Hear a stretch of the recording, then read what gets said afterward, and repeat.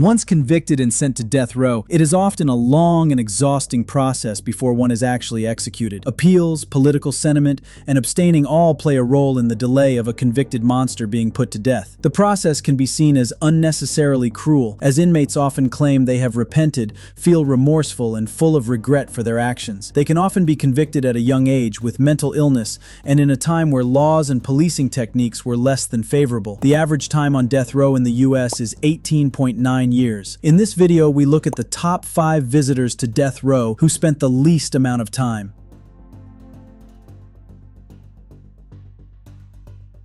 Joe Fedelo Gonzalez was 36 when convicted of the capital murder of William J. Veeder, who was at the time a building contractor and Joe's employer. The motive for the crime was alleged to be that Veeder owed Gonzalez $200. In November 1992, Gonzalez killed Veeder with a bullet wound to the head, robbing him and leaving him in a pool of his own blood. Gonzalez fabricated the crime scene afterwards to make the crime look like a suicide. A police investigation uncovered that Gonzalez was the one that fatally pulled the trigger. Representing himself, and after a guilty plea, a jury only took 12 minutes to sentence Gonzalez to the death penalty. Gonzalez told the jury during sentencing that, "I am a man who has no regard for the law. I am a man who has no regard for humanity. I ask for no sympathy, no empathy, but I do ask for you to follow the law." After being sentenced, he then waived all appeals and resulted in the shortest stay on death row. Only 8 months later, Gonzalez was executed by lethal injection. There were no family members or victims' family members present during the execution. Gonzalez did not want to spend a long life in prison and deliberately swayed the jury to sentence him to death and the state to carry out the sentence. They were both happy to oblige. On July 19 and 20 of 1976, 3 counts of armed robbery, 2 counts of assault, and 2 counts of first-degree murder were carried out by Texas-born native Gary Gilmore. These convictions saw him receive the death penalty in the state of Utah, where he would be executed only a short time later. Born December 4, 1940, Gilmore to an alcoholic con man named Frank and his outcast bride Bessie, the Gilmores moved around a lot while Gary was young on the account of his father's criminal behavior. He would sell fake subscriptions and then skip town and change his name before the police would be notified. It was an abusive household, with Gary and his sons often whipped by their father for little to no reason. His mother was verbally abusive and allegedly threatened to kill her husband on more than one occasion. By the time Gary was 12, the family had settled down in Portland, Oregon. This is around the time that Gary's life of crime began. At the age of 12, Gilmore showed potential in school. An estimated IQ of 133, leadership potential and artistic talent saw him do well. However, he chose to drop out of high school in the 9th grade, left home and moved to Texas with a friend. At the age of 14, Gilmore was back living in Portland, not returning to school. Instead, he started a car theft ring with some friends. This resulted in his first arrest. He was let off lightly and sent to his father's care, but only 2 weeks later he was arrested again, this time being sent to the McLaren Reform School for Boys in Oregon. In 1960, at the age of 20, he was sent to prison on another car theft charge before being released after a few months in custody. In 1962, Gilmore Sr. died after a short battle with lung cancer. Gary heard the news while in jail, and this was a catalyst for his mental decline. A suicide attempt was made shortly after receiving the news of his father's passing. Although unsuccessful, his self-destructive behavior continued in the form of excessive drinking, erratic and violent behavior, and constantly being in trouble with the law. In 1964, he was sentenced to 15 years in Oregon State Penitentiary after being identified as a habitual offender after a string of crimes including assault, armed robbery, and further car theft. Gilmore was conditionally released after serving 10 years of the 15-year sentence. Between 1972 and 1976, Gilmore was in and out of prison. He had family members try and help him adjust on the outside, finding him work and places to live. It was all for nothing, as he never lasted long before returning to drinking, violence, and criminal life. A warm summer's night in July 1976 saw Gilmore out planning his next target in need of some money. He planned out the armed robbery of a gas station and motel in Orem, Utah, and a motel in Provo. On these 2 occasions, he was not going to be satisfied with only taking the money and running. For whatever reason, he was out for blood. Both victims were young men, married with 1 infant child at home. After Gilmore had collected the money, he instructed the men to lie down on the floor before shooting them in the head with his .22 caliber pistol. After the killing of the hotel worker, he disposed of the pistol in a nearby bush, simultaneously shooting himself in the hand. Gilmore had booked his car into a local garage during the time of the robbery. The mechanic noticed the injuries and called the police after after hearing on the police scanner about the incident. It was Gilmore's cousin Brenda who led police to him. She had reported him to the police after he called her asking for assistance. Police apprehended Gilmore with little resistance, and this ended a criminal career spanning more than 2 decades. Although Gilmore was charged with 2 murders, only one was taken to trial due to the lack of eyewitnesses of the motel worker's murder. The trial only lasted 2 days. Gilmore's lawyer's defense were clearly disinterested in helping his defense, refusing to cross-examine any witnesses or put forward any type of useful defense strategy. Gilmore protested this poor performance with the judge and requested he take the stand as his own witness. By lunchtime on October 7, 1976, the jury had returned a guilty verdict of first-degree murder. Not long after lunch, they had recommended the death penalty.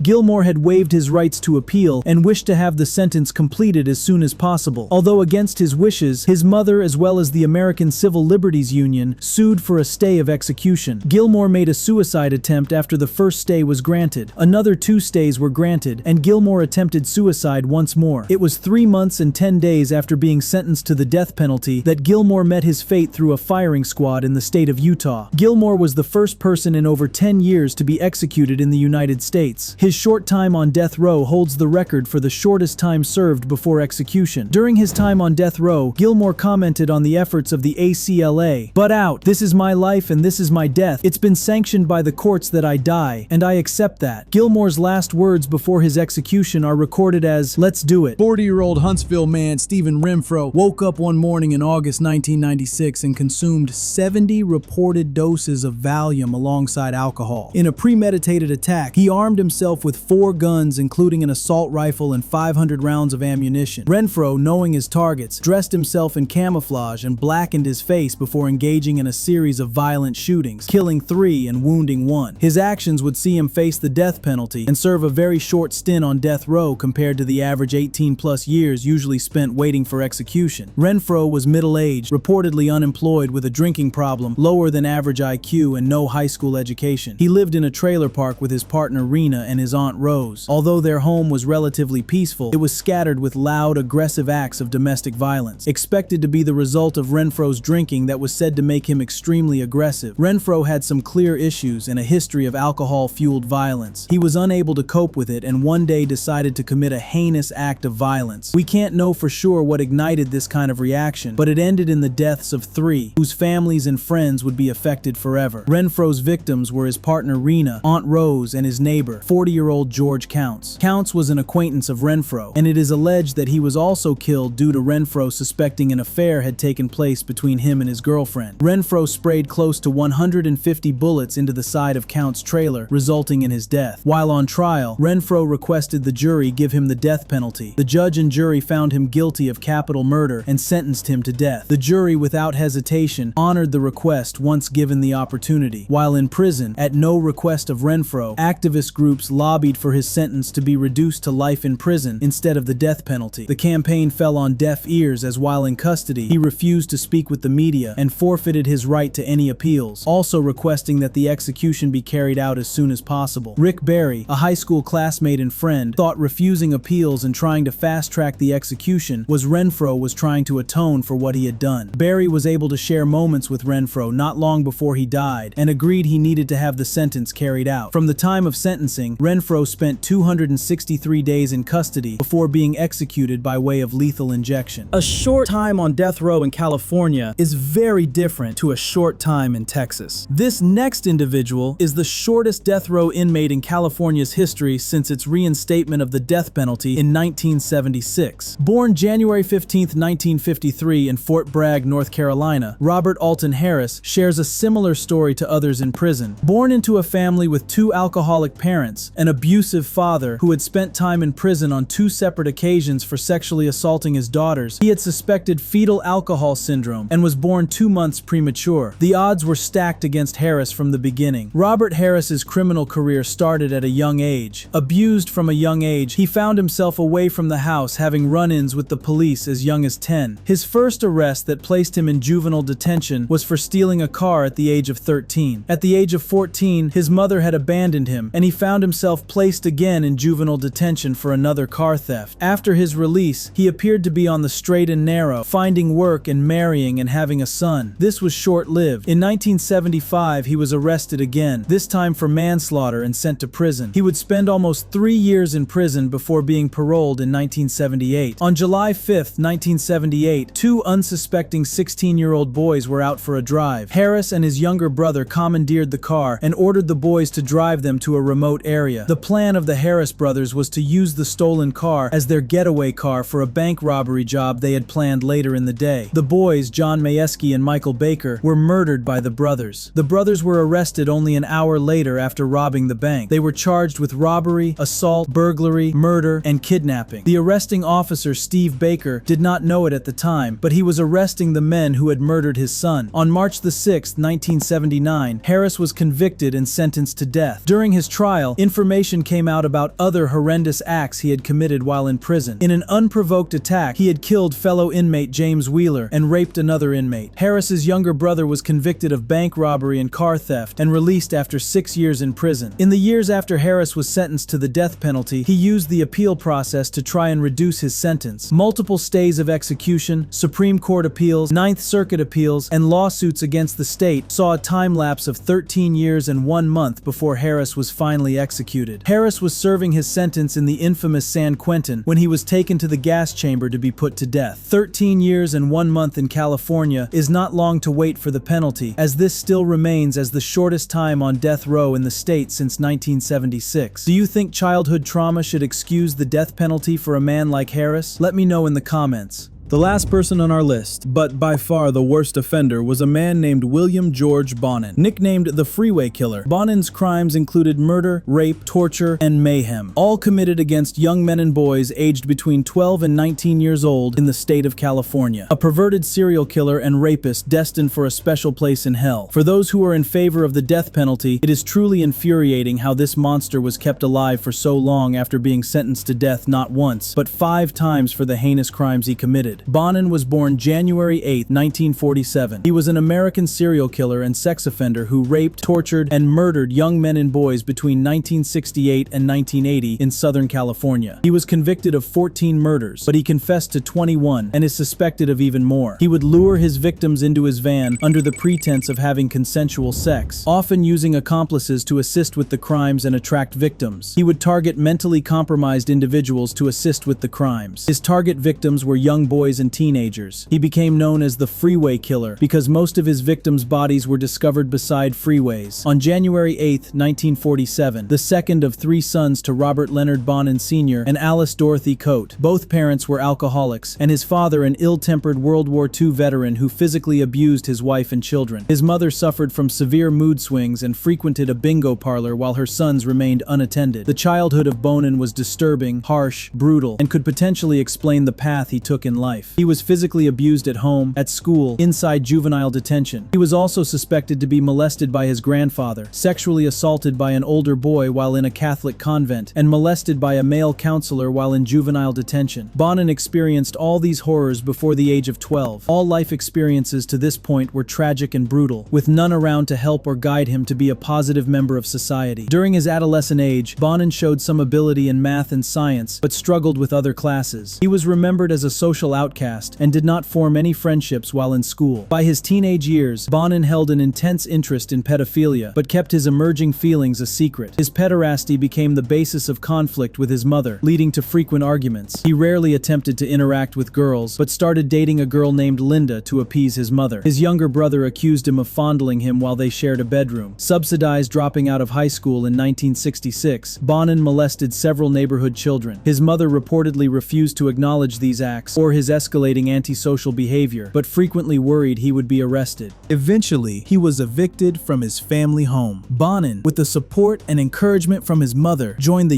U.S. Air Force. He worked as a cook in Alaska for 4 months before being deployed to fight in the Vietnam War in 1967. He served 5 months of active duty in the 205th Assault Support Helicopter Unit as an aerial gunner, logging over 700 hours of combat and patrol time. Bonan received a medal Medal in recognition of his gallantry, among other medals, for risking his own life while under enemy fire to save a wounded fellow airman. Bonan's time in the military could be seen as the only positive contribution of his life. This is until he confessed to the sexual assault of 2 fellow soldiers while at gunpoint during his time in Vietnam. He also confessed to having sexual encounters with underage girls while on deployment. Bonan returned from Vietnam in 1968 at the age of 21. After 3 years of service, upon returning home, he discovered that Linda, who had given birth to their son, had left him to marry another man. This led to a crime spree of a horrific nature through the state of California. Between November 17, 1968 and January 12, 1969, Bonan kidnapped, assaulted, and raped 5 victims. He was apprehended by local law enforcement and indicted with 5 counts of kidnapping, 4 counts of sodomy, 1 count of oral copulation, and 1 count of child molestation against the 5 individuals he had abducted and assaulted. In March, Bonan underwent 2 psychiatric examinations, after which he was determined as being a sexual psychopath. Bonan was incarcerated at the Atascadero State Hospital on June 17, 1969, after his condition was deemed to be treatable. In 1971, Bonan was sent to the California Medical Facility, having been declared unsuitable for further treatment due to repeated sexual engagement with inmates, of which 2 of whom were mentally challenged. This, as well as alienating and irritating fellow patients, resulted in Bonan being beaten on several occasions. Despite his crimes and behavior while incarcerated, Bonan was released from prison on June 11, 1974, after doctors concluded he was no longer a danger to the health and safety of others. On December 31,